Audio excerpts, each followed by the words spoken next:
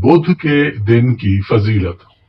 حضرت جابر بن عبداللہ رضی اللہ عنہ سے روایت ہے کہ رسول اللہ صلی اللہ علیہ وآلہ وسلم نے 3 مرتبہ مسجد فتح میں پیر منگل اور بدھ کو دعا مانگی، جو بدھ کے روز 2 نمازوں یعنی ظہر اور عصر کے درمیان قبول ہوئی اور چہرہ مبارک پر خوشی ظاہر ہوئی۔ سبحان اللہ۔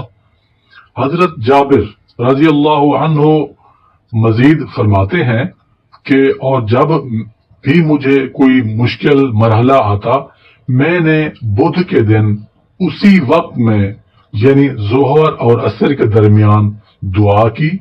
ہر بار میری دعا قبول ہوئی اور مجھے پتہ چل گیا، یعنی جب دعا قبول ہوئی تو حضرت جابر کو معلوم ہو گیا کہ میری دعا قبول ہو گئی ہے، اور یہ بدھ کے دن ہی دعا قبول ہوئی۔ تو بدھ کا دن بھی بہت امپورٹنٹ دن ہے، جس طرح کہ فرائیڈے کا دن، جمعے کا دن اہم ہوتا ہے، بدھ کے دن بھی دعائیں قبول ہوتی ہیں، حاجتیں پوری ہوتی ہیں۔ اللہ پاک ہمیں آسان زندگی عطا فرمائے، مشکلات سے دور فرمائے، اور بدھ کے دن جو دعا مانگی جاتی ہے وہ قبول ہوتی ہے۔